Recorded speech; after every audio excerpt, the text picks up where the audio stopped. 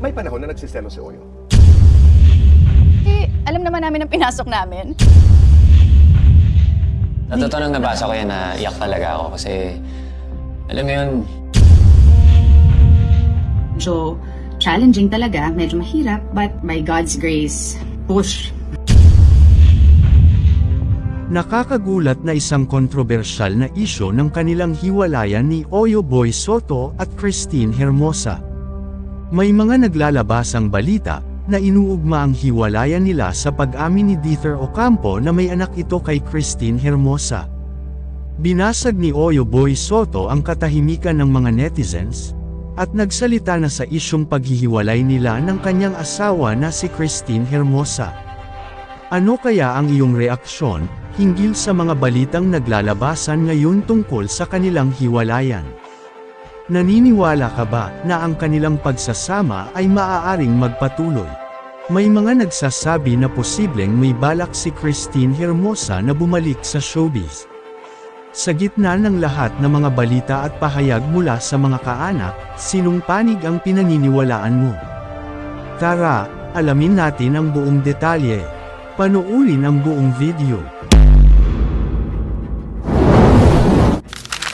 Kumusta mga idol, mayroon naman tayong bagong chika sa inyo.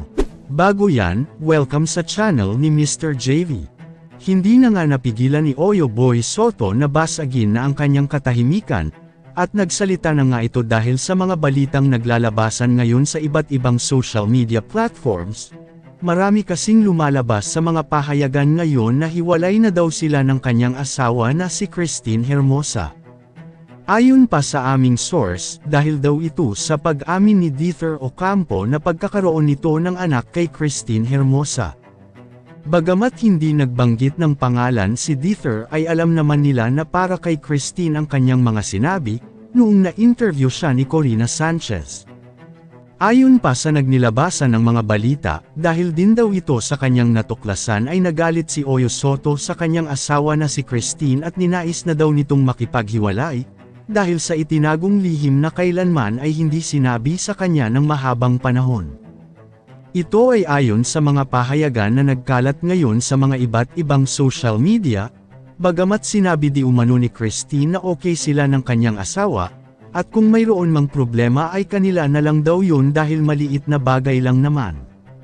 Pero ayon naman kay Christy Furman at ayon sa kanyang source ay nakausap daw nila si Oyo Boy Soto sa pamamagitan ng tawag. Natanong nila ito kung totoo ba ang kumakalat na balita. Ang sagot naman daw ni Oyo ay tumawa lang daw ito, at wala daw katotohanan ang mga naglabasan na balita. Si Kel daw ay totoong adopted child ni na Oyo at Christine, at sila daw mismo ang magpapatunay. Ayon pa kay Oyo, huwag na lang daw pansinin ang mga chismis, dahil baka inggit lang ito sa kanila, kaya nagpapakalat na lang ito ng balita na hiwalay na sila. Masaya daw sila ni Christine Hermosa at maayos ang kanilang pagsasama, hindi din daw na nagsisinungaling sa kanya si Christine, at kung magkatampuhan man daw sila ay hindi dahil sa mga isyu na kumakalat, natural naman daw kasi sa mag-asawa ang mag-away dahil parte daw ito ng kanilang pagsasama. Samantala, sabi naman ng mga netizens, baka balak nang bumalik ni Christine Hermosa sa pag-arte, at baka sadyang pinapaingay lang daw talaga ang pangalan nito, upang pag-usapan ng husto. Kung sakaling totoo na babalik si Christine, ay malamang sa malamang na aabangan ito ng mga manunood, dahil matagal-tagal na rin nagpahinga sa showbiz si Christine Hermosa. Ganito naman daw ang kalakaran sa showbiz, nagagawa muna ng isyu, at para muling umingay ang pangalan at pag-usapan ito hanggang sa malalaman na lang ng lahat, na meron na palang pasabog na ipapalabas sa sinihan. Gayunpaman, si Danica Soto ay nagsalita na rin sa isyung hiwalayan di umano'y ng mag-asawang Christine Hermosa at Oyo Boy Soto. Ayon naman kay Danica Soto na kapatid ni Oyo Soto, ay kilala niya daw ang kapatid niya na napakabuting asawa kay Christine, lalong-lalo na pagdating sa mga anak nito.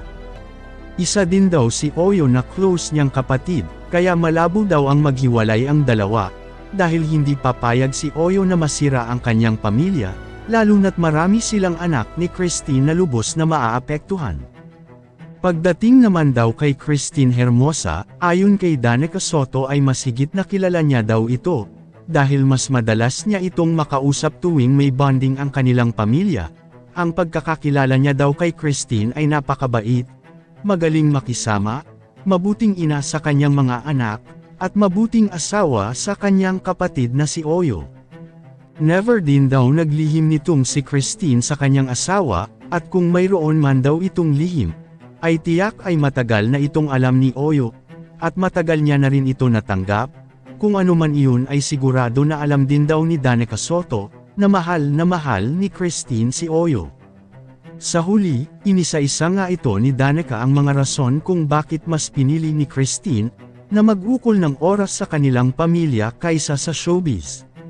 Dahil kung iisipin daw, kung gugustuhin niya ay kayang-kayang bumalik ni Christine Hermosa sa pag-arte, at alam din ng lahat na sobrang ganda ni Christine, pero dahil nga sa pagmamahal niya kay Oyo at sa kanilang mga anak, ay mas pinili na lang niyang mag-focus sa kanyang pamilya kaysa bumalik sa pag-artista.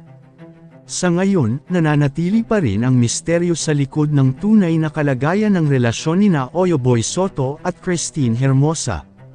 Hindi pa natin alam kung anong magiging epekto ng mga balitang ito sa kanilang pagsasama. Kayo mga idol, ano ang masasabi nyo sa chika topic natin ngayon? At syempre bago tayo magtapos sa ating video, ay inaanyayahan ko kayo na mag-like sa ating Facebook at mag-subscribe na rin sa YouTube, dahil malaking tulong na ito sa pag-grow ng aking channel, upang mas lalo pa ako na magsipag sa pag-upload ng mga videos na kagaya nito. Hindi naman ako nagmamakaawa sa inyo mga idol, pero sana maawa na kayo. Hanggang dito na lang ang ating video, maraming salamat sa inyong pagtambay, bye-bye!